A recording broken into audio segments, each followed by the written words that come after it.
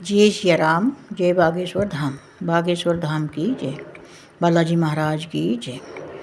आज दिन बुधवार है और धाम पर जो है श्रद्धालुओं की संख्या है, पर ज़्यादा तो नहीं है, कम है।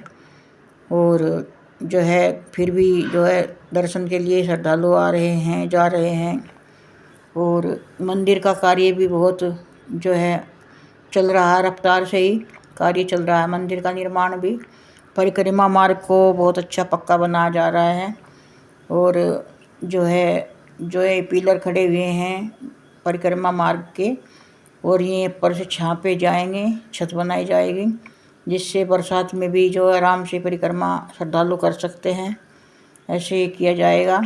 और चारों तरफ पिलर तैयार हो गए हैं, और पिलर जो है और सड़क भी तैयार हो गई है, और निर्माण कार्य बहुत अपने चरम पर है। महाराज श्री तो वहाँ मुंबई में है, महाराष्ट्र में। और जो है वहाँ पर ही गणेश चौथ का त्यौहार मनाएंगे, गणेश चतुर्थी मनाएंगे, और कथाएँ चलेंगी। और उधर से ही फिर चेन्नई के लिए निकलेंगे। तो जो है श्रद्धालु फिर भी धाम पर हैं, इक्का दुक्का आते रहते हैं। और कुछ लोगों को तो पता होता है और नहीं आते, जब महाराज जी आते हैं जब भी आते हैं, और कुछ को नहीं भी पता होता वो आ जाते हैं। तो बालाजी तो है ही है। जय सिया राम, जय बागेश्वर धाम। बागेश्वर धाम की जय, सन्यासी बाबा की जय। महाराज जी की वाणी सुनिए।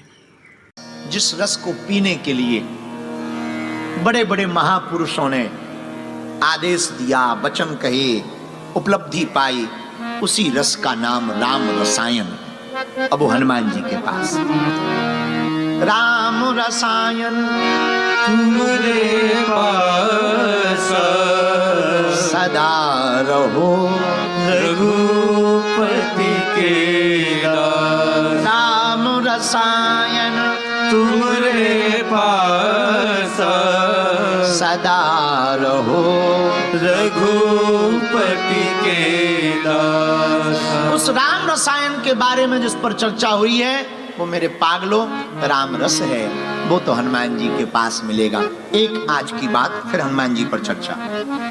ये प्रश्न हमने जो लिया है, ये काशी के निवासी कोई पंडित जी, इनका नाम है आचार्य उमाशंकर। इन्होंने लिखा कि हम आपको प्रणाम करते हैं। आप जब काशी में कथा करने आए थे तब से हम आपके बारे में जानते हैं। आपकी टीवी पर, न्यूज पर, बागेश्वर धाम चैनल पर लगातार हम आपकी कथाएं सुन रहे हैं। कुछ दिनों से आप हमारे सपने में आने लगे। पंडित जी, हम कसम खा के कहते हैं कि हम अपने घर से बाहर नहीं जाते। अब तुम्हारे सपने में पहुंच गए तो भगवान बचाएं। फिर आपने लिखा कि जब से आपकी कथा सुनी है हनुमान जी हमको प्रिय लगने लगे। बहुत बढ़िया। फिर आपने कहा कि एक भ्रम हमारे अंदर आ गया। हम शंकर जी के परम भक्त, काशी विश्वनाथ के अलावा किसी का ध्यान नहीं करते। आप भी जब आए थे तो हम सिर्फ इस चक्कर में आपको देखने आए थे कि भारत में आपका बड़ा नाम है, आपको लोग हनुमान जी का भक्त बताते हैं, तो हम सिर्फ देखने के चक्कर में आए थे। लेकिन पता नहीं कब आपसे दिल लग गया। तो तुम्हें दिल घर पे रख के आना था। अब गलती तो हो गई तुमसे। फिर आपने लिखा कि पता नहीं कब आपसे दिल लग गया, अब एक भ्रम मन में आ गया, उसका समाधान करें, वरना मैं पूरे जीवन भर पछताता रहूंगा। प्रश्न ये है कि मैं परम शिव भक्त हूं और आप हनुमान जी के भक्त हैं। हम जब से आपकी कथा सुन रहे तो हनुमान जी का ध्यान बहुत आने लगा। आंख बंद करते हैं तो बागेश्वर वाले बालाजी दिखने लगे। कहीं हमारे विश्वनाथ जी नाराज तो नहीं हो जाएंगे। लो, उमाशंकर में से नाम में भी शंकर है और निवास भी तुम्हारा शंकर जी के स्थान पर। भक्त भी तुम शंकर जी के हो, गलत जगह फंस गए हो। पर कोई बात नहीं, उत्तर सुनो, ये भ्रम त्याग दो आप कि शंकर जी नाराज हो जाएंगे, कभी नहीं हो सकते। पंडित जी, दूध से खोवा बनता है, खोवा जानते ना, दूध से खोवा बनता है, और उसी एक खोवे से बर्फी भी बनती है, पेड़ा भी बनता है, कलाकंद भी बनता है। पर खोवा तो एक होता है,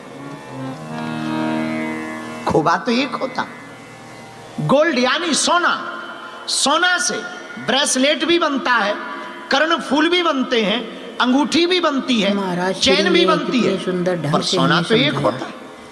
कि खोवा मावा तो एक होता है, मावे से बर्फी भी बनती है, पेड़ा भी बनता है, कलाकंद भी बनता है, और भी अन्य सामान बन जाता है, पर खोवा तो एक ही होता है।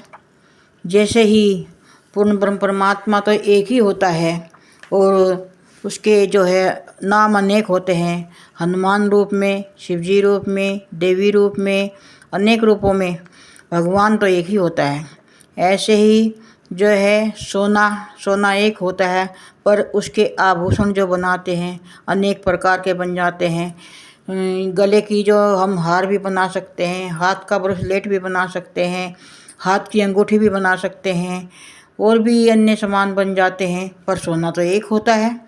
इस तरह से महाराज श्री ने कई हमें उदाहरण दिए और बहुत ही सुंदर ढंग से हमें समझाया। जय सिया राम, जय बागेश्वर धाम, बागेश्वर धाम।